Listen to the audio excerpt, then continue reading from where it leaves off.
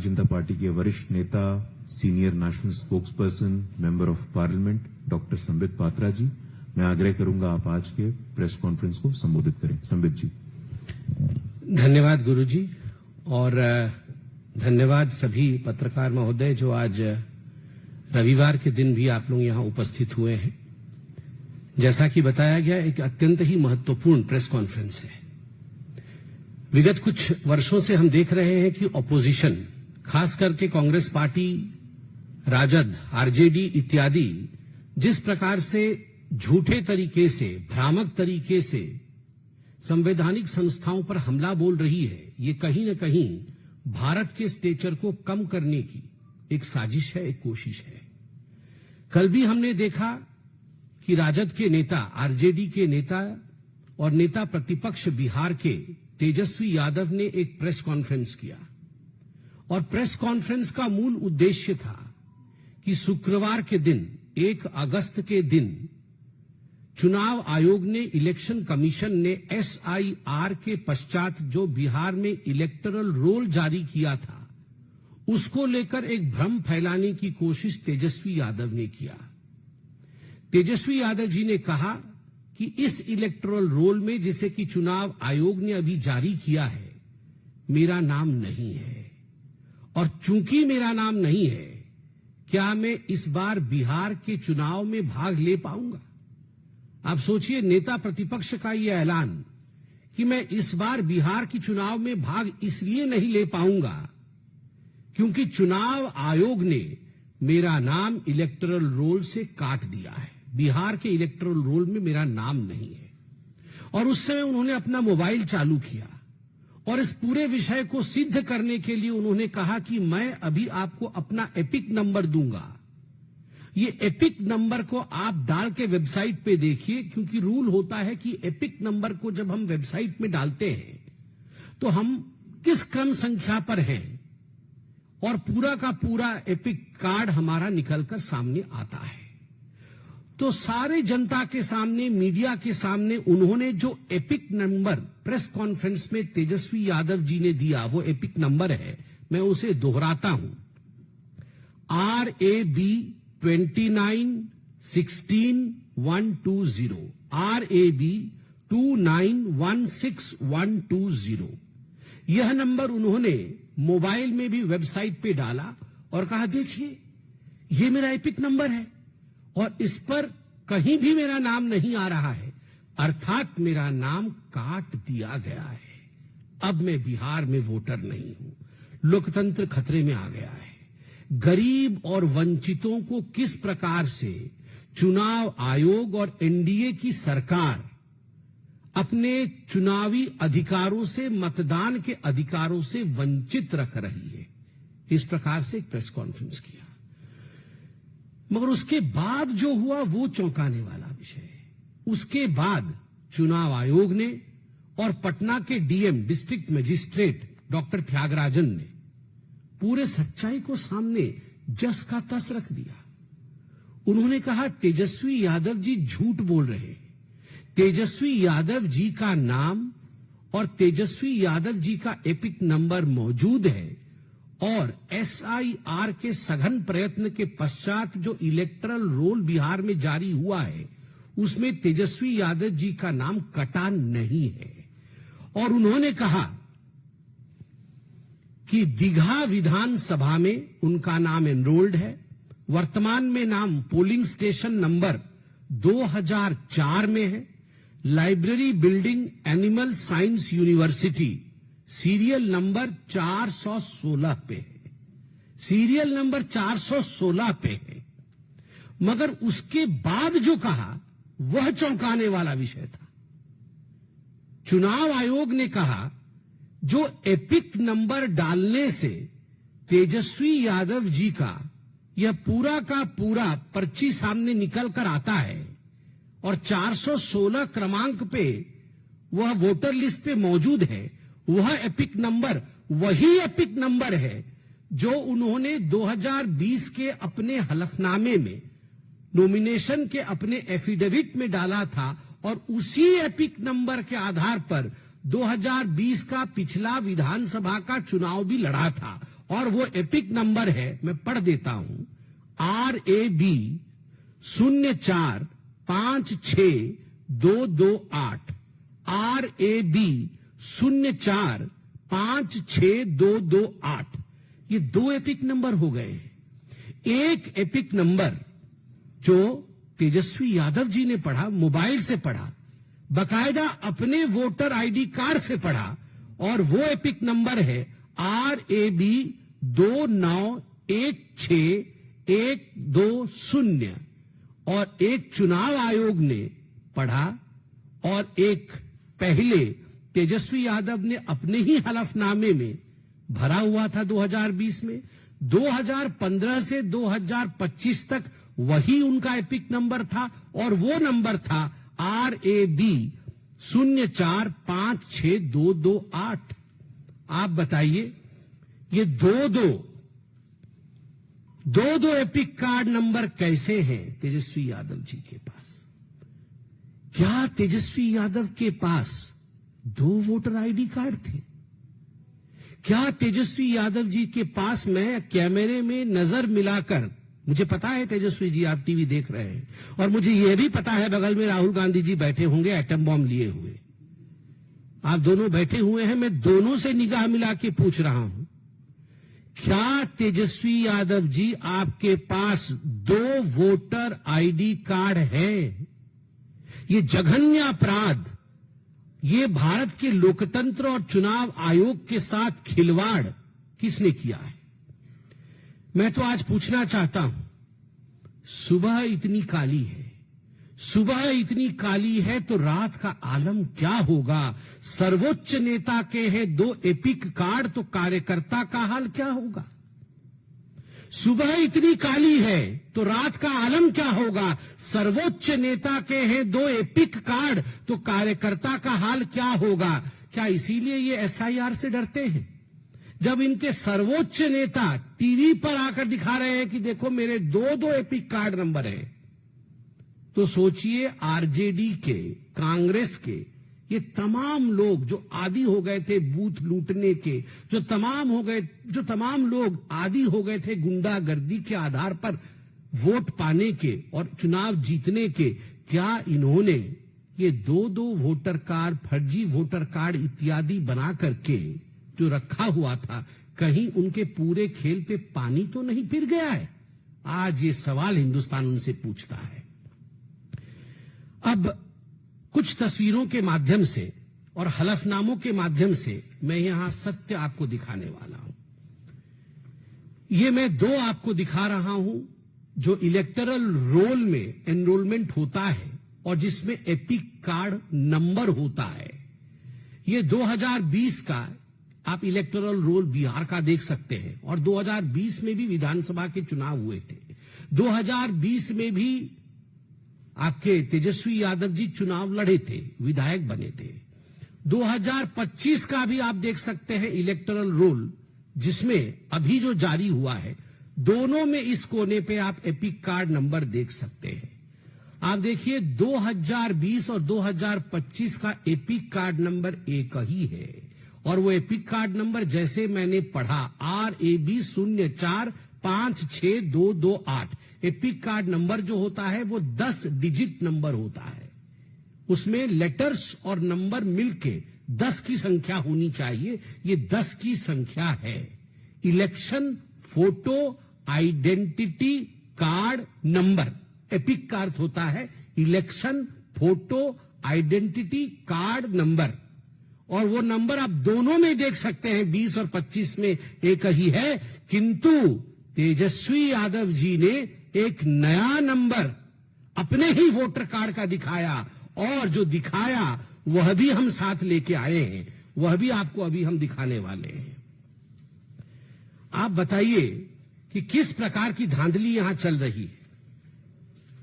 इसके साथ साथ मैं हलफनामा भी पढ़ना चाहूंगा।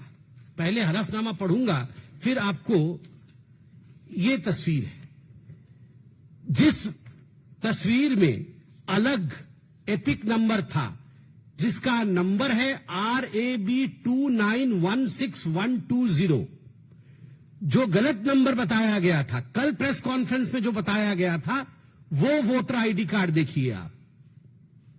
तो 2 वोटर आईडी कार्ड हैं।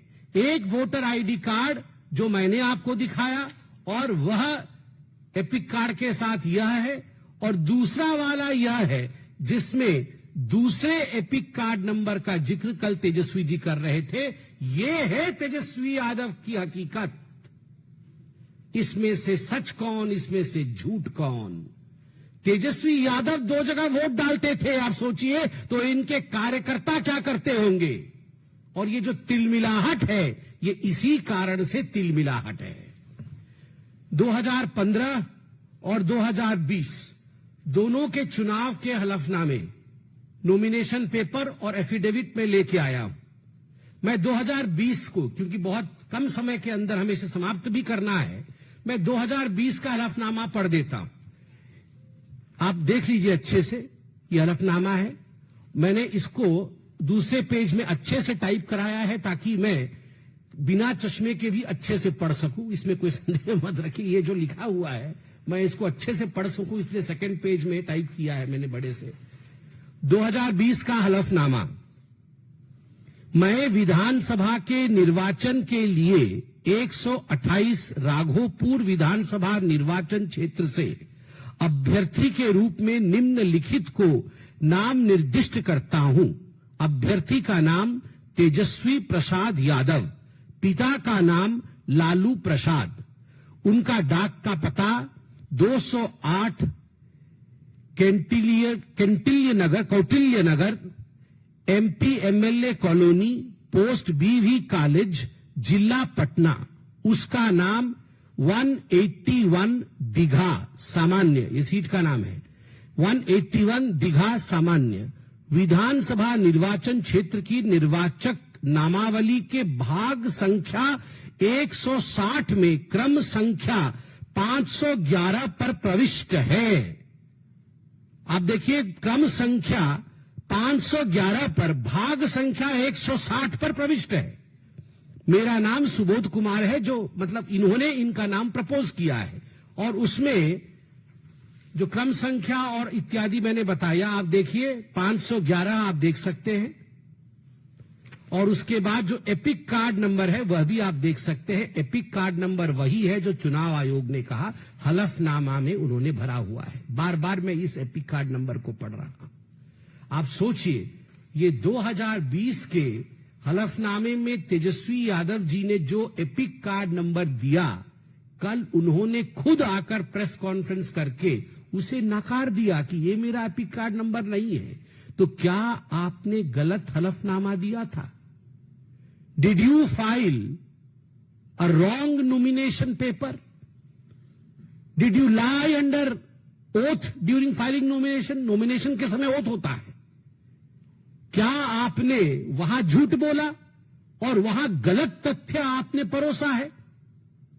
अब दोनों तरफ से ये जो डबल एजेड सोड है, ये इधर से भी गला काट रहा है, उधर से भी गला काट रहा है। आप बोलेंगे ये संख्या ठीक है तो उधर से कट जाएगा कि अरे हलफनामा में झूठ दिया, और इधर से आप बोलेंगे ये गलत है तो फिर गया एटम बम तो फटा ही नहीं। मतलब इधर से भी झूठ, उधर से भी झूठ। अब ये जो इंडिया अलायंस वाले हैं, ये केवल तेजस्वी यादव का विषय नहीं है, ये पूरा संपूर्ण इंडिया अलायंस वाले, इन इंडिया अलायंस वालों का राहुल गांधी और तेजस्वी यादव ये बड़ा देश का सोच रहे हैं। आपको क्या लगता है ये संवैधानिक संस्थाओं को बचाने के लिए आए हैं? कोई संवैधानिक संस्था को बचाने नहीं आया है, कोई भी भारतवर्ष के लिए नहीं आया हुआ है। ये आए हैं कि हमारे परिवारों का क्या होगा। इलेक्शन कमीशन जाए गड्ढे में, चुनाव आयोग जिए या ना जिए, रहे या ना रहे, हमारा परिवार रहना चाहिए, हमार दुई को बबुआ रहना चाहिए। ये सबका यही है। ना तो सोनिया गांधी देश के बारे में सोच रही है, चुनाव आयोग के बारे में सोच रही है, और ना ही लालू प्रसाद जी सोच रहे हैं देश के बारे में। ये सब हमार दुई को बबुआ कैसे ठीक से सेटल हो जाए, ये कैसे सेटल हो जाए, बस उसी की लड़ाई चल रही है। और ये राहुल गांधी कह रहे थे मैं एटम बम फोड़ूंगा, शायद यही था एटम बम उनका। ठुस। जैसा एटम बम पाकिस्तान का, वैसा ही एटम बम इनका।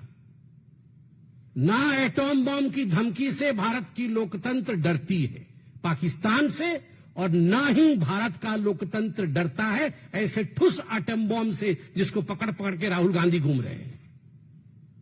और जहां तक एसआईआर का विषय है, जो भी चुनावी प्रक्रिया संवैधानिक प्रक्रिया से गुजरती है, कोर्ट की निगरानी से गुजरी है। एसआईआर ये प्रिसाइज और नॉन एस्केलेटरी है। ये प्रिसाइज है, किसकी मृत्यु हो गई उसको हटाना है, किसके दो दो एपिक कार्ड है काटना है, कौन चला गया उसको हटाना है, कोई जोड़ना चाहता है जुड़ जाओ भैया।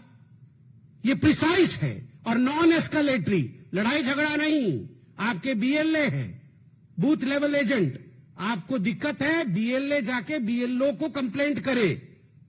बीएलओ को कंप्लेंट करने से बीएलओ नाम जोड़ेगा ये काटेगा, आपके पास डॉक्यूमेंट होने चाहिए। तो ये नॉन एस्केलेटरी है। मगर कल जिस प्रकार से एस्केलेट करने की कोशिश की गई एटॉम बॉम्ब लेकर, अगर एस्केलेट करोगे तो अपने ही घर के अंदर के एयरबेस ध्वस्त होंगे। आज एयरबेस ध्वस्त हो गया है। ये तेजस्वी यादव जी जिस एयरबेस से सोच रहे थे कि वो चुनाव की छलांग लगाएंगे, चुनाव का उड़ान भरेंगे, वो ध्वस्त हो गया है अपनी ही करनी के कारण। और एक बात मैं कहना चाहता हूं, मैं सवाल पूछता हूं, इतना तो टीवी में आते हैं आप लोग, इतना इतना सब कह रहे हैं टीवी पे आकर, ये आरजेडी के पास 47,560, मैं कोई कागज देख के नहीं बोल रहा हूं, 47,560 बीएलए है। एक बीएलए ने अभी 3 दिन हो गए कोई कंप्लेंट भरा है जाके कि भैया ये आदमी तो जीवित है, इसका नाम आपने क्यों काट दिया? यहां पर आके टीवी में आप हल्ला मचा रहे हैं, मगर एक बीएलए ने कंप्लेंट भरा है। 1 महीने का समय है, 1 महीने का समय है। अगस्त 1 से सितंबर 1 तक 1 महीने के अंदर कोई भी भारतीय जनता पार्टी हो, लगभग 1.5 लाख बीएलए हैं बिहार के अंदर, 1.5 लाख बीएलए, सभी लगभग 12 पॉलिटिकल पार्टीज के 1.5 लाख बीएलए। क्या काम है इन बीएलए का? इन बीएलए को कौन बनाया है? पॉलिटिकल पार्टी बनाई है, इनकी नियुक्ति पॉलिटिकल पार्टी ने किया है। क्या काम है इन बीएलए का? इन बीएलए का काम है, अरे इसका वोट कैसे कट गया, ये वोट तो जुड़ना चाहिए। इन सब विषयों को तथ्यों के साथ बीएलओ, जिसको इलेक्शन कमीशन अपॉइंट करती है, उसके पास लेके जाए, नाम जुड़ा के लाए। अभी तक एक भी किसी पॉलिटिकल पार्टी का एक भी व्यक्ति 1.5 लाख बीएलए में से एक बीएलए नहीं गया है। 3,223 नए नाम ऐड होने के लिए आवेदन किए गए हैं कि ये 3,223 जो बच्चे हैं, ये जनवरी 1 को 18 साल इनकी पूरी हो गई है, इनको ऐड कर दिया जाए। मगर एक भी किसी का नाम गलत कट गया है, कोई नहीं गया है। आज मैं अखबारों में पढ़ रहा था। तो कहां बैठे हैं ये जो आपको 47,526 आपके बीएलए हैं, ये क्या कर रहे हैं? पूरी तरह से आज तेजस्वी यादव, आरजेडी, कांग्रेस पार्टी और उनका एटम बॉम्ब ये एक्सपोज हो चुका है। और मुझे लगता है ये एक एंटीसिपेटरी बेल था हार से पहले का। मुझे तो याद है तेजस्वी यादव कह रहे थे वो बहिष्कार कर देंगे, चुनाव ही नहीं लड़ेंगे। अब उनकी पार्टी ने साथ नहीं दिया तो अब चुपचाप एपिक कार्ड दिखा रहे हैं। This will be an epic defeat of RJD. If you fool the people of India with epic numbers, you will face an epic defeat in the coming elections. बहुत बहुत धन्यवाद। कोई प्रश्न हो तो अवश्य पूछे, मगर कोई प्रश्न पूछे उससे पहले एक अलग विषय पर मैं 2 लाइन कहना चाहूंगा। वह है जितेंद्र आव्हाड जी का विषय। ये महाराष्ट्र के नेता है और शरद पवार जी के पार्टी के नेता है। इन्होंने आज फिर से सनातन धर्म को अपशब्द कहे। इन्होंने कहा सनातन धर्म ने भारत को बर्बाद कर दिया है, सनातन धर्म नाम का कोई धर्म ही नहीं था। क्या अर्थ होता है सनातन का? जो सदा सर्वदा था और जो सदा सर्वदा रहेगा, जो चिरंतन है, जो सत्य है, वही सनातन है। सत्यम शिवम सुंदरम, वही सनातन है। आपने सत्य को गाली दी, आपने शिव के विरुद्ध में कहा, आपने हिंदुस्तान की सुंदरता के विरोध में कहा, जिस सुंदरता में सबके लिए सम्मान है। मैं आज जितेंद्र आव्हाड जी के इस स्टेटमेंट के ऊपर आदरणीय शरद पवार जी और उनकी सुपुत्री सुप्रिया सुले, जो कि सांसद भी है, उनसे पूछना चाहता हूं कि क्या यह पार्टी की लाइन है या केवल यह जितेंद्र आव्हाड जी का व्यक्तिगत बयान है? क्या यह उनके पार्टी का बयान है या केवल जितेंद्र आव्हाड जी का बयान है? ये पूरी की पूरी कांग्रेस की जो इकोसिस्टम है, वो रह रहकर तुष्टीकरण के कारण जिस प्रकार से सनातन धर्म को गाली दे रही है, सनातन धर्म को मिटाने की कोशिश कर रही है, सनातन धर्म के विरोध में कह रही है, हिंदू आतंकवादी कहो, सनातन आतंकवादी कहो, जिस प्रकार के वक्तव्य पृथ्वीराज चौहान दे रहे हैं, ये किसी और देश में, पूरे विश्व में नहीं होता है कि आप मेजॉरिटी पॉपुलेशन के धर्म के ऊपर इस प्रकार के आक्षेप करो और फिर उन्हें असहिष्णु कहो। हम सहिष्णु हैं और हम सनातनी हैं, तभी केवल प्रेस कॉन्फ्रेंस के माध्यम से अपने विरोध को जताते हैं। आप सोचिए, यदि आपने ऐसा ही कहा होता कि इस्लाम अलग है और मुस्लिम अलग है, जैसे आपने सनातन अलग है, हिंदू अलग है कहा है, तो प्रेस कॉन्फ्रेंस के माध्यम से जवाब नहीं दिया जाता। कौन सहिष्णु है और किस प्रकार से देश में व्यवहार करना चाहिए, मुझे लगता है ये शरद पवार जी और सुप्रिया सुले जी जितेंद्र आव्हाड जी से पूछे। धन्यवाद।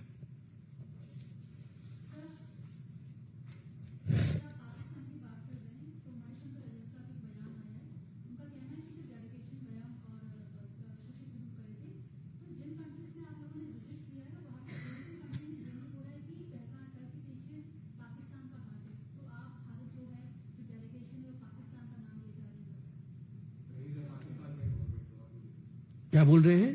पाकिस्तान के इन्वॉल्वमेंट में कहा कि हो रहा है कि दुनिया में का कोई देश तो बन नहीं रहा है। अच्छा, तो इसमें कोई नई बात नहीं है। मणिशंकर अय्यर जी पूछ रहे हैं कि पाकिस्तान का इन्वॉल्वमेंट पहलगाम में प्रूव नहीं हो रहा है, तो आज की अखबारें पढ़ें। आज के अखबार में छपा है कि एक आतंकी जो ऑपरेशन महादेव में मारा गया, जो LET से संबंध रखता था, लश्कर तैयबा से, उसका नमाजे जनाजा, बॉडी तो यहां रह गया, मगर उसके बॉडी के एब्सेंस में, उस टर्म को मैं इस्लाम में क्या कहा जाता है मैं भूल रहा हूं, मगर वो उस प्रकार का नमाज उसके गांव में POK में हुआ, जिसमें तमाम लोग वहां के आए थे, LET के कमांडर भी आए थे, मगर गांव के लोगों ने कहा देखो तुम लोगों ने, ये ISI वालों ने और पाकिस्तान के कुछ जो आर्मी के अफसरान हैं, आप लोगों ने हमारे बच्चों को किस प्रकार से आतंकी बनाया, उसकी खामियाजा हमें भुगतना पड़ रहा है। यह आज अखबारों में छपा हुआ है। कि मणिशंकर अय्यर तो सुबह सुबह अखबार पढ़ते ही हैं, मगर मणिशंकर अय्यर जी की आदत है कि ये पाकिस्तान के पक्ष में बोलेंगे ही बोलेंगे, बोलेंगे ही बोलेंगे। हमें मोदी को हटाना है। पाकिस्तान में जाके किसने बोला था? ये मणिशंकर अय्यर जी ने बोला था। उल्टे वो एंकर चौक गया था, वो एंकर चौक के बोले हम कैसे हटाएंगे, तो बोले अरे अरे हम मिलके हटाएंगे ना। आप सोचिए, ये वही मणिशंकर अय्यर है, और जितने भी कांग्रेसी हैं उनके वो मणि है, बाकी सारे कांग्रेसी वो सारे भी यही बोलते रहते हैं। चिदम्बरम भी अभी बोल रहे थे कि कोई सबूत नहीं है कि पाकिस्तान की इन्वॉल्वमेंट है। मणिशंकर अय्यर भी बोल रहे हैं कि कोई सबूत नहीं है कि पाकिस्तान की इन्वॉल्वमेंट है।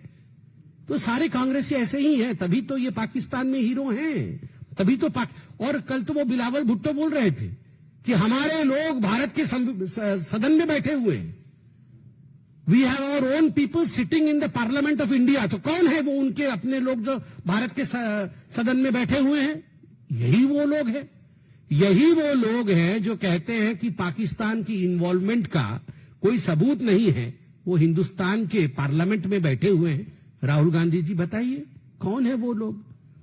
वहां का बिलावल कह रहा है तो यहां के बिलावल को भी जवाब देना चाहिए। धन्यवाद।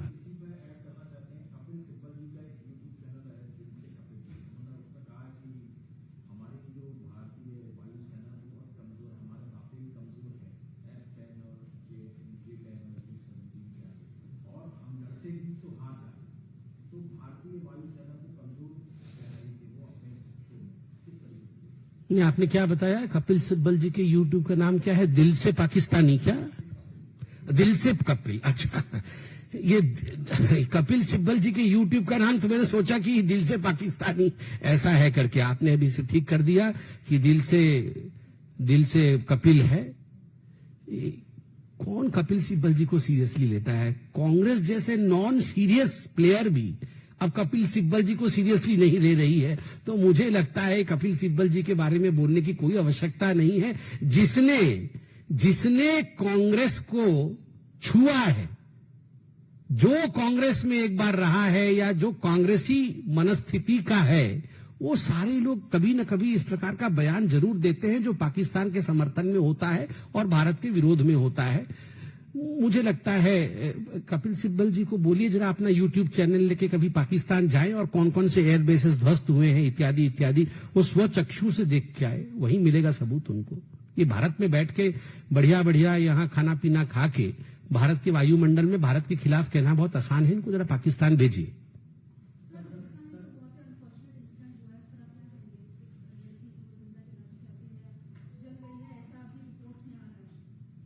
उस पे इन्वेस्टिगेशन अभी कंप्लीट होगा, पूरी जानकारी सामने आएगी। सर एक और सवाल है। अभी प्रज्ञा से पूछा गया तो उन्होंने बताया कि उनको इतना ज्यादा प्रताड़ित किया जाता था नाम लेने के लिए, नरेंद्र मोदी का नाम लो, योगी आदित्यनाथ, मोहन भागवत, सुदर्शन, इंद्रेश कुमार, इन तमाम लोगों के नाम लेने के लिए कहा जाता था और असत्य बोलने के लिए कहा जाता था कि असत्य बयान दीजिए। इस विषय में 2 प्रेस कॉन्फ्रेंस पार्टी ने बहुत गंभीरता के साथ की है और सदैव ही ये देखा गया था 2008 के मालेगांव के बॉम्ब ब्लास्ट के पश्चात कि किस प्रकार से एक हिंदू आतंकवाद के नैरेटिव को सेट करने के लिए कुछ लोगों को गिरफ्तार किया गया। आज वो लोग बाइज्जत बरी हैं, एनआईए की कोर्ट ने उन्हें बरी किया है।